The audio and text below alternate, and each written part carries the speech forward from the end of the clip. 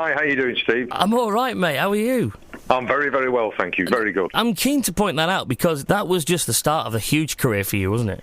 Yeah, I had a good 4 or 5 years at it. I mean, I think a lot of artists like myself, you've had a song like Never Gonna Give You Up, and that's what people remember you for. And you know what? That ain't half bad. Absolutely not. But I did have a few after that, yeah, and travelled the world because of that song, and then a few after it. Like I say, I had a couple more hits. I remember it now in slightly different ways, as we all do, I think. Not rose-coloured spectacles, but I remember the good bits, and any of the boring bits now, I've blotted them out.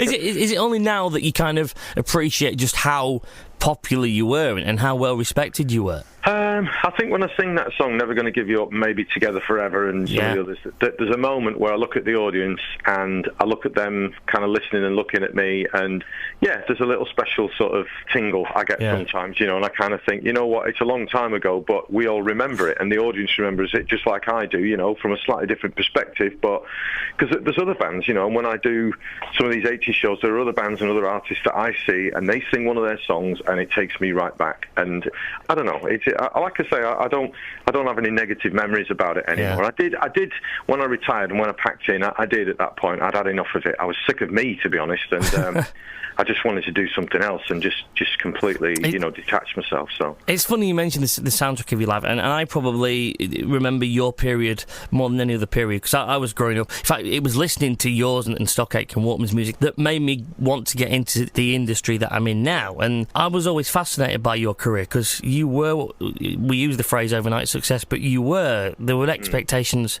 from every corner of the industry for you. You were a big star in America where they expected you to be some big black singer. How did you deal with all that at a young age?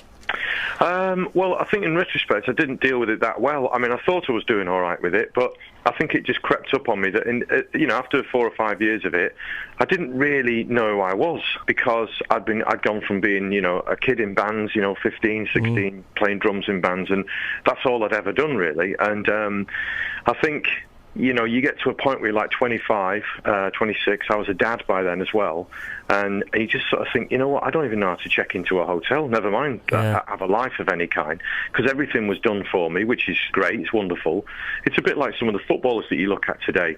You just kind of think, well, they're multimillionaires, they're world famous, they're this, that and the other, but outside of what they know, which is football, which is obviously their talent and what have you, they're probably not doing a whole lot of living because they haven't got a whole lot of time to do that, you know what I mean? That you look at all the superstars of soccer today, they've just finished in the Premiership, they're going to be off to the World Cup, and then they're going to be off to summer camp training in America, and then they'll be back in the, you know what I mean? And no wonder that they crumble under the spotlight, and that's, I think, to some degree, I didn't do it under the spotlight, but at the end of it, I just had enough, I really... It sounds pompous now to say it, but I just had enough of being a pop star. I really have. It didn't really suit me. It never suited me, I don't think, but...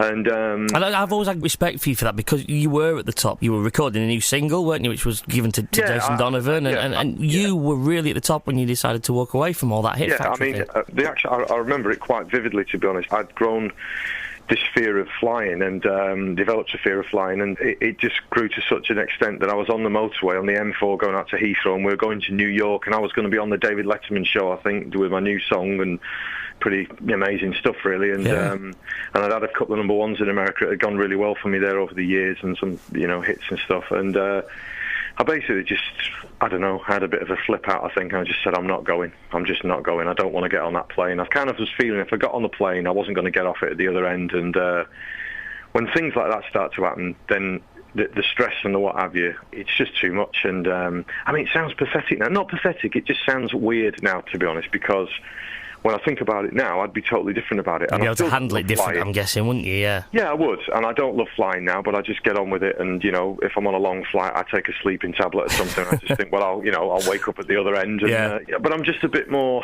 aware of who I am, I think. And it took some years of, I kind of quit while the going was good, I guess. I wouldn't say I was at the top of my game, but I was still in there, still had a record deal. Things were, I had the possibility of having a few more hits maybe. And I think it was just the right time for me to quit, and I'm glad I did. I got to spend a lot of time with my family and with my daughter, and I wasn't the best dad in the world, but I think I was there, and I think a lot of dads would trade that tomorrow. You know what I mean? If they could retire early and just spend time with their kids, they put that above a lot of things. And I think somewhere a light went on for me, and I just realised that I had the opportunity to do that. And, you know, listen, I've made a lot of money, and it was easy for me to say, well, I don't have to do this anymore. Most dads have to go to work because they have to go to work full stop. So I think somehow I just realised how lucky I was, and I just said, well, that's it, then I'm not doing it, you know, so. Obviously, you're famously associated with Pete Waterman and Mike and Matt, but over the last few years, I've got to know a guy called Dave Warwick quite well. Right, okay. And Dave was instrumental in your success, really, wasn't he? Yeah, for sure, yeah. It was Dave and a partner he had at the time, Dave and Tony, who managed me, and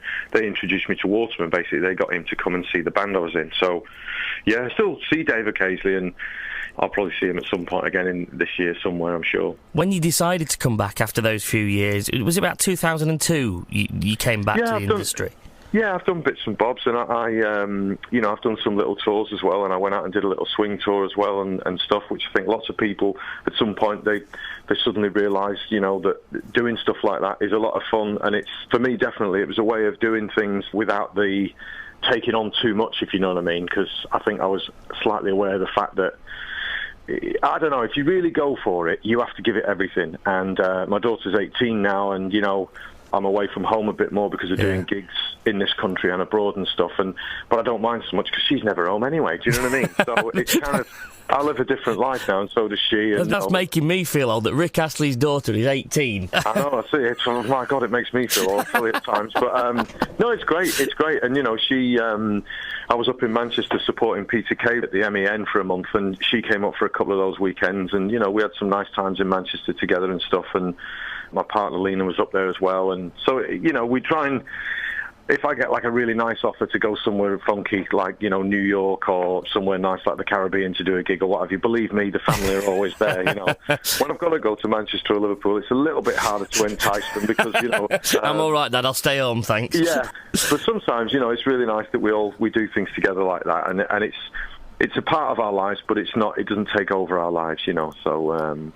I think you just have to enjoy those moments while you can, because things like that don't last forever, and, you know, we've already discussed age and what have you, you know, and you think, well, I'm going to do it while I can, you know what I mean, and while the opportunity's there, so I think, and I've actually managed to be able to do a bit of that now, so, yeah, I feel a bit more of to be a rounded person myself these days, so. Rick, I could talk to you forever, but... well, we'll do it again sometime. Make sure you do, especially if you come up to South Yorkshire, let us know, and we'll get you in and get the kettle on. And Great, sounds good. Thanks a lot. Thank you, Steve. Cheers.